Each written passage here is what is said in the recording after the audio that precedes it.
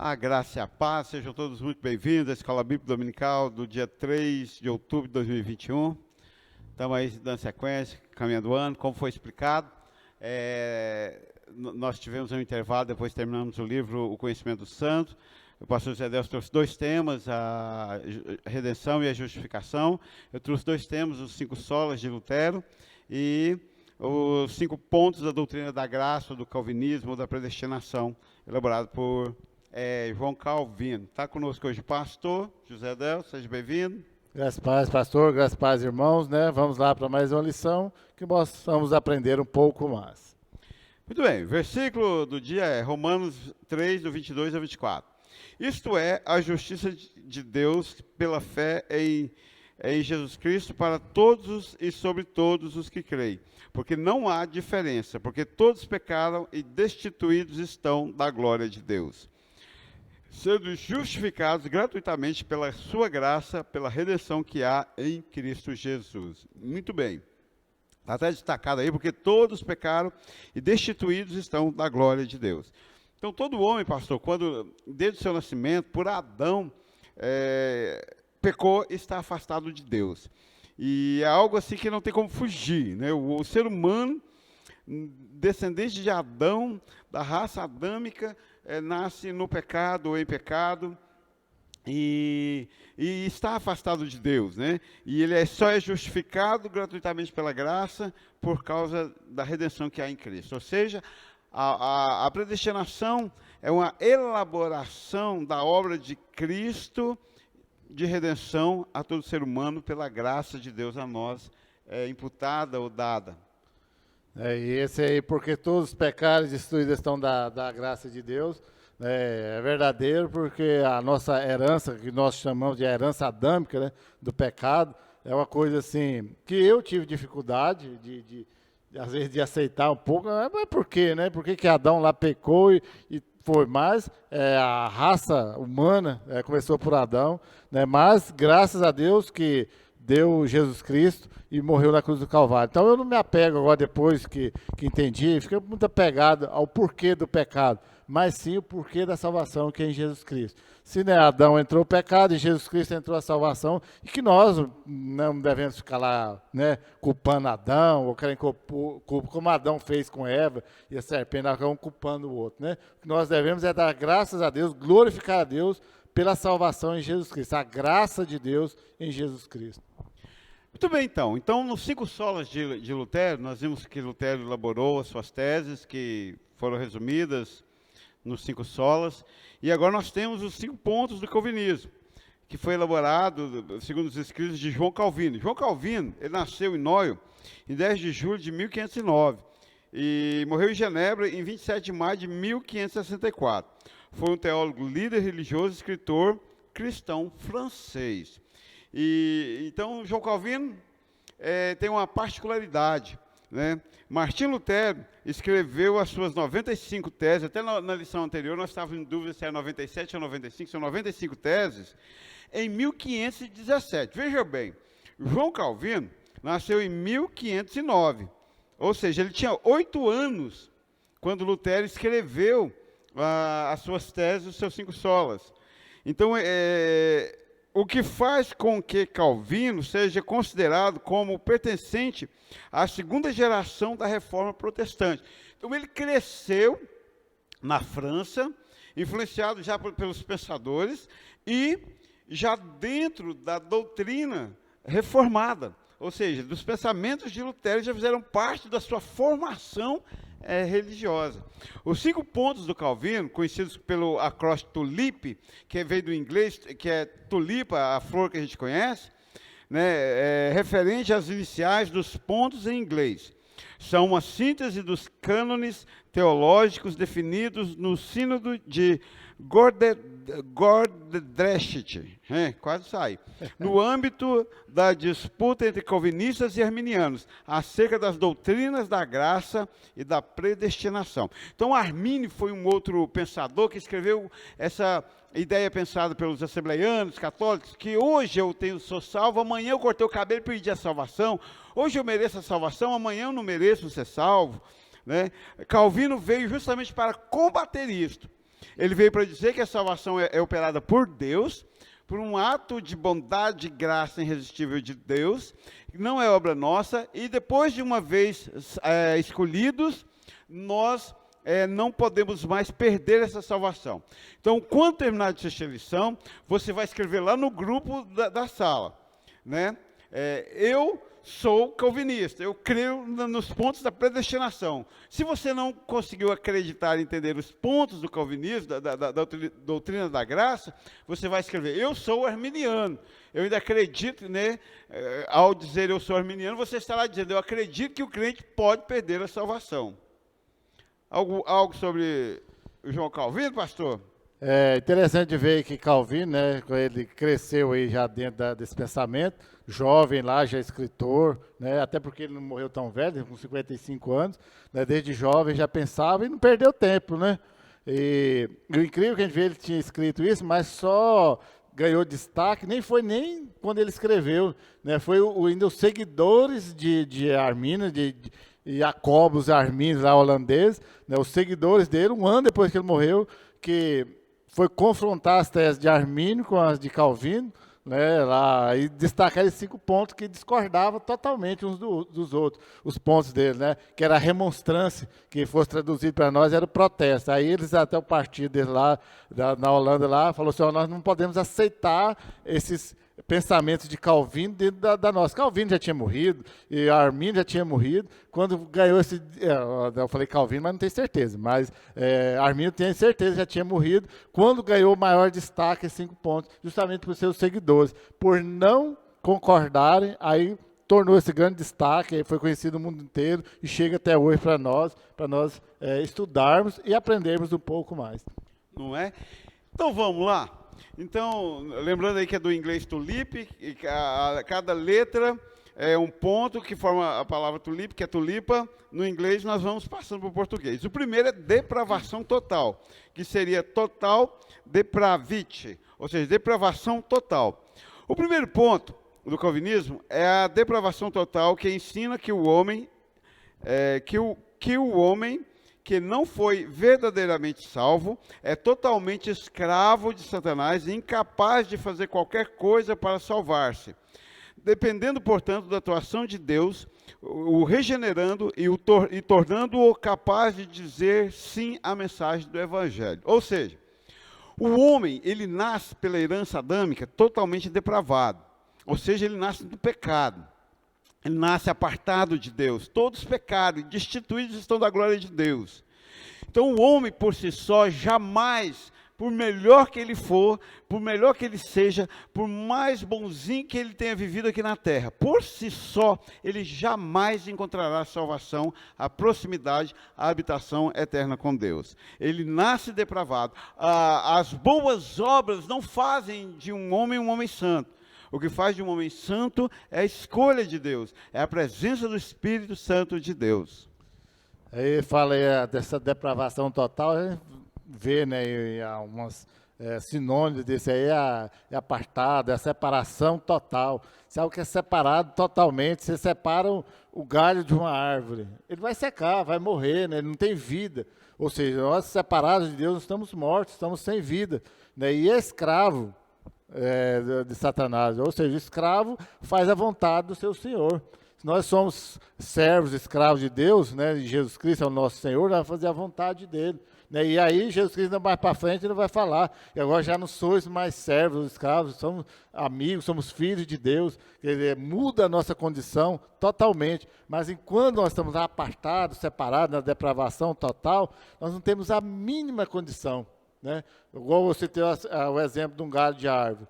Vai pegar o galho lá, ele sozinho vai voltar. Na hora que cortar lá, eu já vi o exemplo, vai fazer um enxerto, né, de mudas, coloca lá para formar uma planta melhor. É isso que nós somos. Agora, se nós permanecermos apartados, permanecermos separados na nossa depravação total, nossa, né, falta de condição total, né, nós não teremos a mínima condição de voltar para Deus, né, a mínima condição de entender o propósito, os planos de Deus para nós. Ou seja, somente através do Evangelho. É quando a obra, né, que faz regenerando, nos voltando lá, aí sim nós poderemos responder com sim, uma afirmação à mensagem de Jesus Cristo, no seu Evangelho.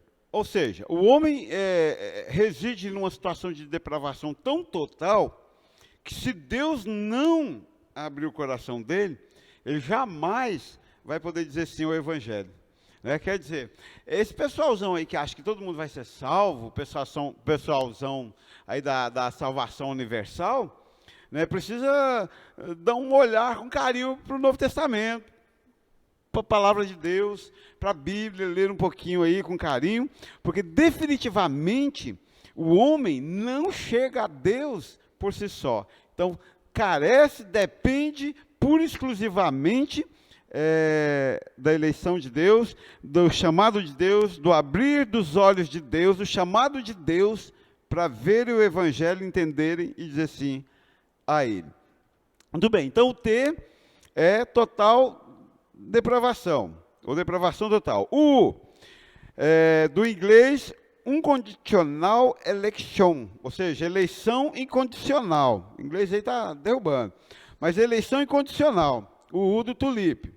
Né? O que é eleição incondicional? Segundo ponto, é a eleição incondicional que ensina que Deus escolheu, antes da fundação do mundo, um povo para si, baseado em sua livre e soberana vontade, e não naquilo que os homens poderiam vir a fazer ou deixar de fazer. Eu fiquei bem chocado, porque a vida inteira eu proclamei que eu era calvinista pela onisciência de Deus. Então, olha que infantilidade. Deus sabia pela sua onisciência que eu ia responder favorável ao Evangelho, aí Ele me escolhe por isso. Apesar que ele já sabia, né? Mas não é por aí, né? Aí, de repente, você se encontra com o calvinismo nu e cru e ele diz, independente do que ele fizer, do que ele fez, do que ele está fazendo, ou do que ele vir a fazer ou deixar de fazer, foi a eleição de Deus sobre cada um de nós. Por isso é que Deus escolhe simplesmente baseado na sua soberania, na sua livre e soberana vontade. Então, por isso é uma eleição incondicional. Não tem condição nenhuma firmada no homem para ele ter elegido. A eleição brotou do coração de Deus por motivos que só Ele sabe explicar e que só Ele conhece e que não nos cabe ficar aqui amargurado por que Ele não escolheu A ou B. Simplesmente glorificar porque Ele nos escolheu e isso é grande, isso é majestoso.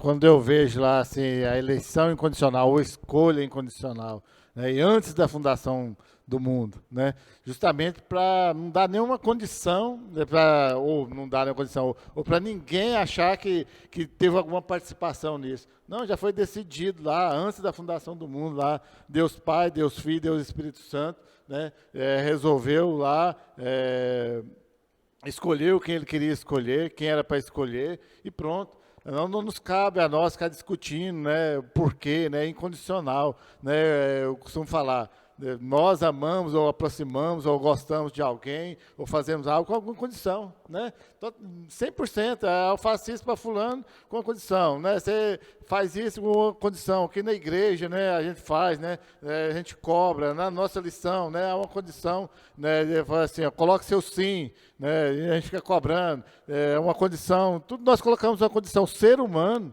coloca condição em tudo, né, eu vou fazer isso por uma certa condição. Agora, é maravilhoso, é grandioso demais Deus ter nos escolhido, ter nos eleito, sem, né, ter uma condição.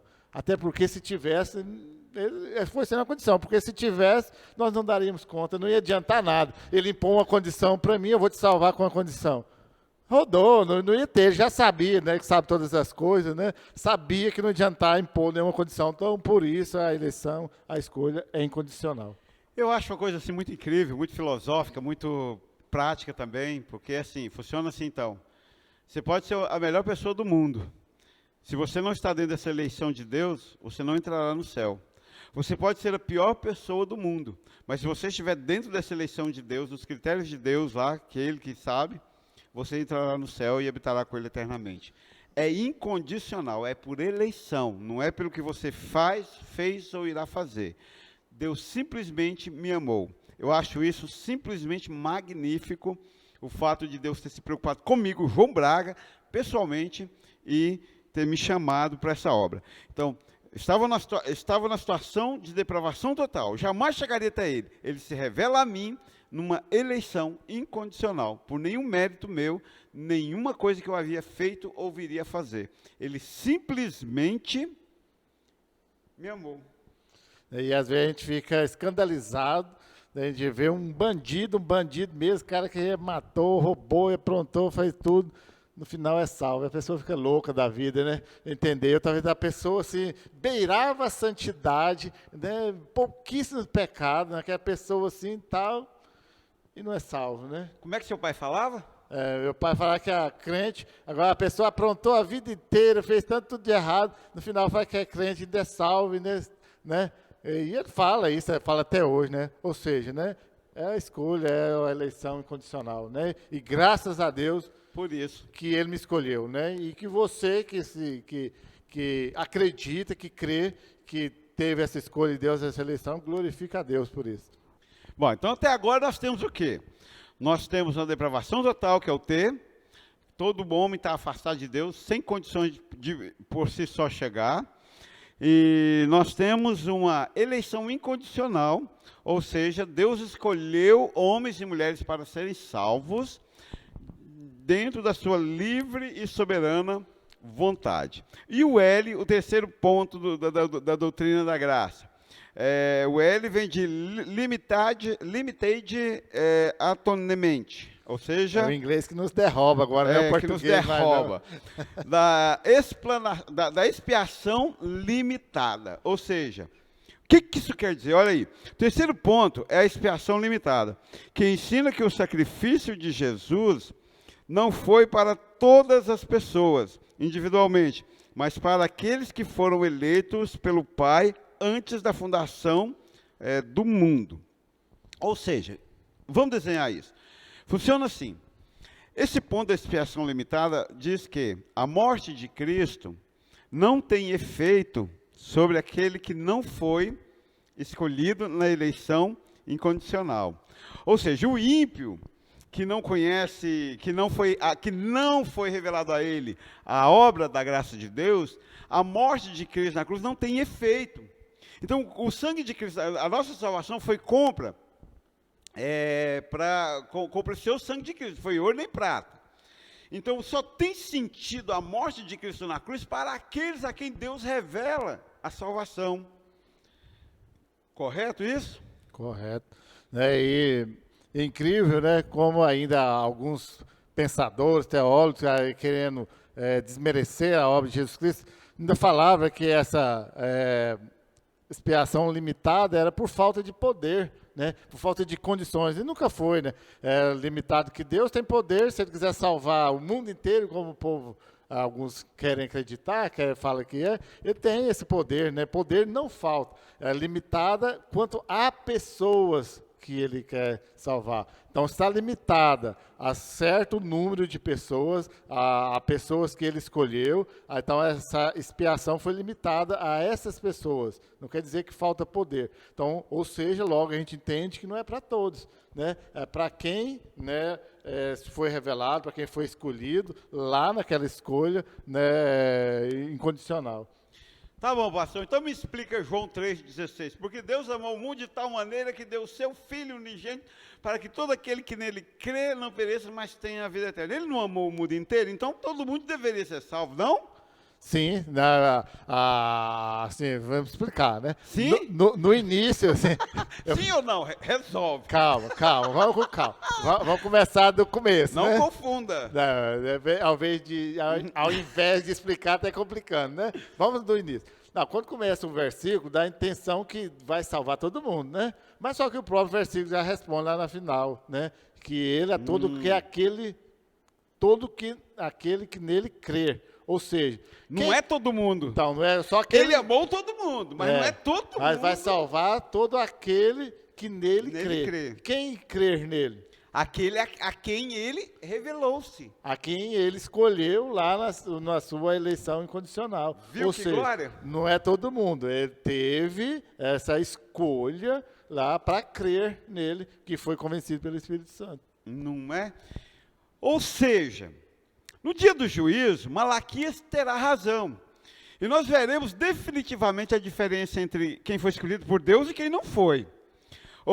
Ou seja, a salvação, essa expiação, ela é limitada, ou seja, ela tem sentido para aqueles a quem Deus se revelou e chamou. Ou seja, Cristo morreu lá na cruz, certo? Para aquela pessoa que vai para o inferno, faz sentido Cristo ter morrido na cruz? É aquilo que Paulo fala, é loucura, né? É loucura. É Não loucura tem para sentido. aqueles Aliás, que não crê. Só agrava a situação dele, não é?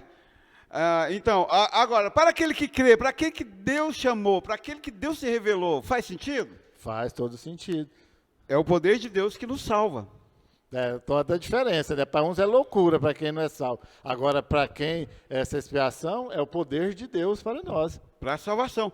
Ou seja, ficou claro isso? E mais uma vez, lá no final, ainda anda da fundação do mundo. Ou seja, eu gosto demais desse negócio da fundação do mundo. Aí vem de onde? Hã? Essa coisa de antes da fundação do mundo vem de onde? Perdi o raciocínio. Vem de Apocalipse. Há um versículo em Apocalipse de João que diz que o cordeiro que foi morto antes da fundação do mundo. Ou seja, tempos, nós somos do salvos. Do mundo ou dos tempos, depende da tradução, da versão. Aliás, eu acho mais bonito os tempos, fica mais longe. Porque existia tempos antes de mundo, né? Isso. Diga-se de passagem. Traduzindo, meu querido, sabe como é que funciona? Funciona assim: antes de Deus criar a terra, ele já havia me salvado. Cristo já havia morrido no meu lugar. É um tempo de Deus, Deus já sabia tudo que iria acontecer, já havia acontecido no plano divino. É o Auristo lá do grego, né?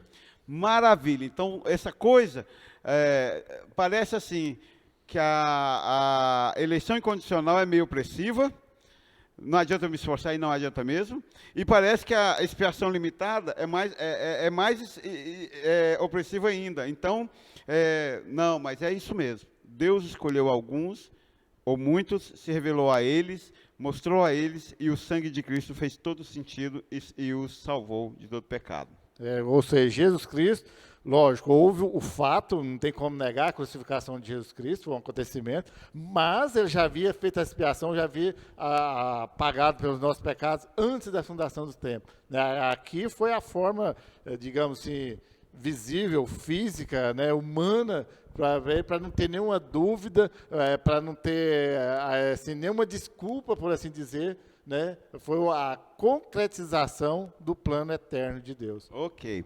Vamos lá no tulipe, então. Nós estamos já fomos no T, o U e o L. No T, o homem vive numa depravação total, afastado e apartado de Deus. No U, existe uma eleição incondicional. Ora, o homem estava apartado. Só se Deus chamasse e escolhesse para ele vir. No L, nós temos uma expiação limitada. Ou seja, a esses que Deus escolheu na eleição incondicional, mesmo estando depravados, o sangue de Jesus os liberta de todo o pecado. E aí segue. E aí nós chegamos no I, para dar o tulipe, que é a tulipa, a flor e tá, enfim. E o I é irresistible grace, ou seja, graça irresistível. Ora, se eu estava na depravação total, se houve uma eleição incondicional, independente do que eu faço, Deus me escolheu. E se houve uma expiação para mim que fui escolhido, nós caímos na caçapa da graça irresistível. E por isso eu escolhi os 5 solas de Lutero com 5 pontos de Calvino, para entrelaçá-los. Olha, lá nos 5 solas de Lutero, nós aprendemos que só somos salvos pela graça. Ok? Não há obra, não há merecimento, não há mérito. Não adianta você virar judeu e cumprir a lei. É graça de Deus. Agora aqui no calvinismo, de João Calvino, nos 5 pontos, nós entendemos e completamos a ideia de que essa graça, ela é irresistível. Ou seja, quando Deus olhou para mim e me chamou e revelou a mim, não teve como eu resistir. Já ouviu tantas pessoas, quantas pessoas nós já ouvimos falar que eu jamais seria crente. Quando eu vi, eu estava lá. Né? Quando eu vi, Deus havia me seduzido e abrido meu coração e eu estava lá. Né? Ou seja, Isaías chega a dizer que ele nos fisa com anzol e nos puxa até ele. A gente pode até se debater, mas ele vai, como bom pescador de homens, ele vai nos trazer até seus pés. E eu falo de mim mesmo, jamais, né? Assim, nós, na nossa infância, que fomos criados para fazer piadinha de crente, para falar mal de crente, né? Crente não prestava, né? Aí, bem feito, né? Gosto muito de falar isso, bem feito, né? Trouxe Deus na sua graça irresistível, ainda mais, deu um plus ainda, agora ainda vai ser pastor ainda, vai lá na frente, vai ser exposto, que nada melhor do que pastor para ser exposto, né? Então, aí isso é a graça, mas graças a Deus que ele nos trouxe, ainda deu esse plus, que era para ser de vergonha na época, agora é de honra, né? Colocou no lugar de honra, eu sinto mais amado por Deus, duplamente amado por Deus, ou seja, lá no tempo que era depravação total, né? Agora trouxe essa graça irresistível. Não adianta resistir, pode espernear, né? E eu falo aí para vocês aí, que já são salvos, que creem que é salvo, ainda estão brincando de resistir com Deus, de oferecer resistência para Deus, não adianta, vai sobrar só para você. No final, Deus vai te trazer até ele e você perdeu um tempo preciosíssimo, e dando cabeçada na vida, apanhando, sofrendo, esperneando, só tentando dar canseiro para você mesmo. Porque nesse processo, quando você está resistindo, aí Deus fala assim, então tá bom, você quer brincar comigo? Vou dar uma brincadinha com o diabo, com Satanás, então, para você ver com quem que é que você vai estar brincando. Deus permite,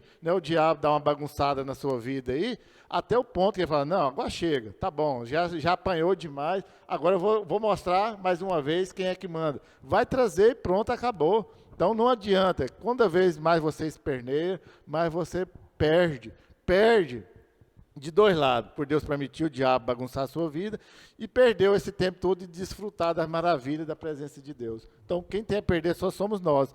Mas no final, né, vai se tornar irresistível e Deus vai trazer. Aí gera uma preocupação, sabe o Mané Osvaldo? Conhece o Mané Osvaldo? Mais ou menos. Mané Osvaldo é aquele que vem aqui à igreja, domingo após domingo, senta ali no banco e olha de travesso para tudo. Um rabo de olho, como diria na minha terra. Aí eu sempre me pergunto. Um ar assim de superior a tudo alguns. isso. Aí eu sempre me pergunto. A graça é irresistível. Então, de duas, uma. Ou Deus não te chamou, meu querido, e não revelou a graça a você, ou você está tentando resistir a algo que é irresistível. E vou te contar um trem. As duas coisas são perigosas. Porque se ele não te chamou, ele vai te lançar fora. Se ele te chamou e você entrou, é igual o peixe fisgado que entra na sulapa. Se for um pescador que nem eu, sem paciência, eu vou arrebentar a linha e vou cascar de banda, partir para frente. Mas se for um pescador profissional, como era meu pai, ele vai beirar, rodar, até tirar o peixe da sulapa, machucado, mas vai arrastá-lo até si. Como Deus é melhor que seu pai para pescar? Então, você tá no pó da goiaba, como diz na minha terra. Ou você não foi escolhido, ou você está tentando resistir o irresistível. As duas coisas vão te machucar. Então, se eu entendo, se eu compreendo, se eu estou ouvindo a voz de Deus me chamar, o mais sábio, o mais inteligente é, corra para Deus. E no processo todo, quanto à salvação, nós já sabemos, né, de cor e salteado aí, que não há nada que nós podemos fazer para ser salvo. Agora, dentro desse processo aí, Deus já nos dá, né, nós, o Espírito Santo que habita em nós, nos dá condições de saber que somos salvos. E ainda, mesmo assim, as pessoas ainda brincam de resistir. Nesse ponto que eu queria insistir. As pessoas já sabem que são salvos, que não adianta resistir mesmo, e tem condições de saber disso, ainda fica resistindo com Deus. Fica nessa brincadeirinha aí de doutor triste, não sei o quê, quer ser deprimido, né? Estou sendo triste. Estou sendo triste. Não rola, isso não rola. Estou sendo ímpio, né? Uns dias atrás eu coloquei no grupo aí o vídeo da Adênia Chloe, né, que estava sendo triste, tentando forçar a barra para ser deprimida, na adolescência. Tem crente que está tentando ser, eu estou sendo ímpio. Você não foi no culto domingo para quê? Eu estava sendo ímpio. Acho que é Meu filho, chique ainda. se você foi chamado por essa graça irresistível, não brinca dessa brincadeirinha de ser ímpio não, que você vai se lascar. E As duas condições causam dor. Qual uma das formas que as pessoas, que é uma das, que ocorre dentro da igreja, que a pessoa gosta de contar que está no pecado, está indo, está sendo... Ah, não tomar ceia? É? Ai, tem gente que acha tão chique não tomar ceia. Eu sou tão arrogante, tão bom, que eu pequei e não tomei ceia. Eu não preciso de Deus para falar comigo, eu mesmo me privei da ceia. Cuidado, porque o inferno é terrível, é lugar de pavor, não brinca. E o pior, que ela sabe como deve voltar. Pedir perdão, resolver com Deus. Então, acho muito melhor nessa brincadeira de ser ímpio do que na sinceridade de ser salvo. Funciona assim, se foi dada a você a graça irresistível, você já é salvo, não tomar ceia é pecado, por causa dos seus pecados. Se você não foi chamado pela graça irresistível, mas está aqui na igreja sendo crente, porque tem crente que está tentando ser ímpio, e tem ímpio que está tentando ser crente. É pecado do mesmo jeito que você está participando de um corpo que não lhe pertence. Enfim, a graça é irresistível. Ponto 5, nós já temos no T, o T da... Depravação total. O U... Da eleição incondicional. Nós decoramos, depois de tanto falar sobre isso, né? O Cristiano nos levou a decorar. Né? O U, a eleição incondicional. Depois eu perdi até o que me deu. Depois do U, o L é o quê? Da expiação limitada. Limitada. O I. Da graça... Irresistível. Irresistível graça. E por fim o P, da perseverança dos santos, que inclusive eu preguei recentemente sobre a perseverança dos santos. Mas olha que visão global, calvinista, predestinatória, divina da perseverança dos santos. Quase me converti, como diria o pastor Robson, quase me converti. Pela segunda vez. Pela segunda vez. O último ponto é a perseverança dos santos. Esse ponto nos ensina que já que a salvação é uma obra completamente de Deus e que o homem nada pode fazer para cooperar nisto, presta atenção, é o próprio Deus que garante e sustenta essa salvação. É Deus que garante e sustenta a salvação. O homem nada pode fazer para se manter salvo. A gestão maravilhosa, o homem nada pode fazer para se manter salvo. Você pode ser a melhor pessoa do mundo, não te ajuda na salvação. É Deus que te persevera até o fim. Quem garante isto é o próprio Deus. Então a perseverança dos santos não sobrou nada para nós não, meu filho. Olha aqui. Quem faz a redenção? Deus. Quem faz a justificação? Deus. Quem faz a santificação? Deus. Quem faz a escolha? Deus. Quem nos chama? Deus. E quem nos persevera até o fim? Deus. Sobrou o que para você, homem? Adorar.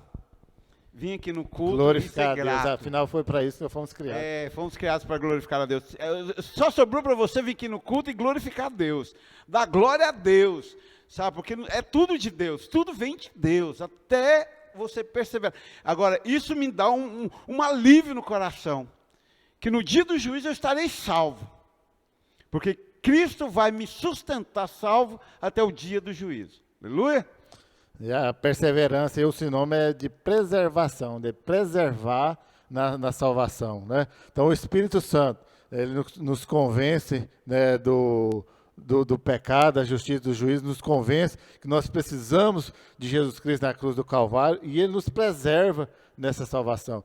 Quando nós falamos, nos converti, sou uma nova pessoa, dá aquela impressão de que agora eu assumi definitivamente as rédeas da minha vida. Opa, já que Jesus Cristo me chamou, já que eu sou salvo, então agora é minha vez, né? Mas mesmo assim ainda não é. Ainda é o Espírito Santo, né, uma das três pessoas da Trindade, que me preserva, que me mantém, que me garante, que me segura dentro desse plano de salvação eterna de Deus. Muito bem. E olha só, esses dois estudos que eu trouxe, os 5 solas de Lutero e os 5 pontos de Calvino, foi baseado num livro excepcional e eu recomendo a vocês, o título é Vivendo para a Glória de Deus, e o autor é Joel Beeke, B-E-E-K-E, Joel Beeke. E ele tem uma parte chata da história do calvinismo, mas ele tem uma parte maravilhosa da apresentação dos 5 solas e do tulipe, dos 5 pontos. E então, se você entendeu isso, que o homem nasce numa total depravação, que ele só é salvo por uma eleição incondicional de Deus, e que Cristo morreu para aqueles a quem Deus havia escolhido, e que quando Deus manifesta a graça, ela é irresistível, não tem como fugir de Deus. E se você acredita que Ele vai te garantir salvo até o dia do juízo, a boa notícia para você é calvinista. Os arminianos acreditam que todos vão ser salvos, mas você pode perder, e se o dia que Jesus voltar, se estiver bem na fita, você vai, senão não vai. Aí você é arminiano. Então, quando terminar de ver sua lição, faça sua reflexão e bote lá no grupo: eu sou calvinista para a glória de Deus, ou eu sou arminiano para perder a minha salvação qualquer dia desse. Então, manifeste-se lá no grupo, a graça, a paz, e Deus chame você a essa doutrina tão maravilhosa da graça, dessa salvação incondicional, dessa salvação sem nenhum mérito humano. Tudo é dele, por ele, para ele, sempre eterno. Entenda isso, né? Não há nada que nós possamos fazer, né, quanto à salvação. E aí, quando você entender definitivamente, eu sou salvo, dá glória a Deus, né? Glorifica a Deus, né? Glorifica a Deus mesmo, porque não adianta resistir, não adianta fazer nada para tentar ser salvo, que não vai ter como. Graça e paz, fique com Deus, tira bom proveito da lição. A graça e a paz.